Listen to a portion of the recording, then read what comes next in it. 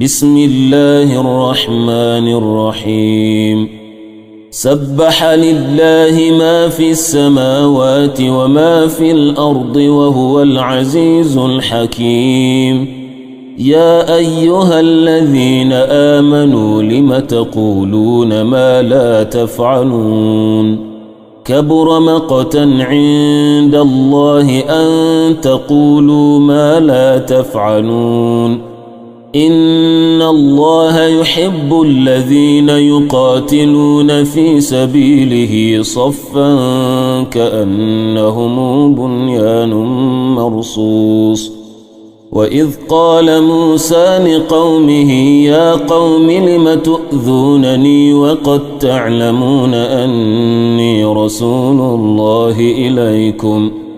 فلما زاغوا أزاغ الله قلوبهم والله لا يهدي القوم الفاسقين وإذ قال عيسى ابن مريم يا بني إسرائيل إني رسول الله إليكم مصدقا لما بين يدي من التوراة ومبشرا برسول يأتي من بعدي اسمه أحمد فلما جاءهم بالبينات قالوا هذا سحر مبين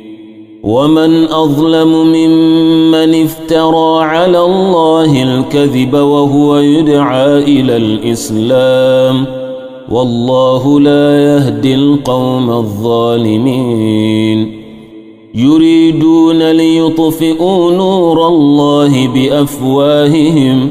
والله متم نوره ولو كره الكافرون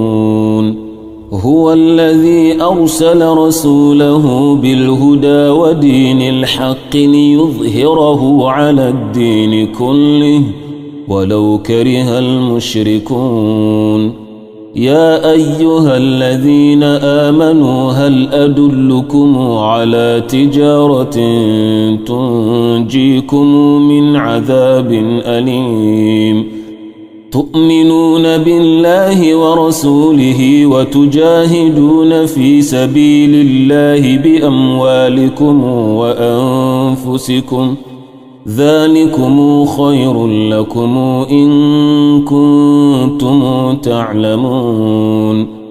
يغفر لكم ذنوبكم ويدخلكم جنات تجري من تحتها الأنهار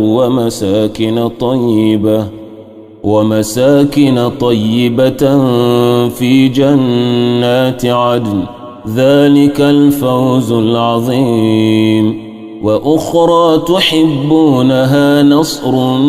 من الله وفتح قريب وبشر المؤمنين يا أيها الذين آمنوا كونوا أنصارا لله كما قال عيسى بن مريم للحواريين من أنصاري إلى الله قال الحواريون نحن أنصار الله فآمنت طائفة من بني إسرائيل وكفرت طائفة فأيدنا الذين آمنوا على عدوهم فأصبحوا ظاهرين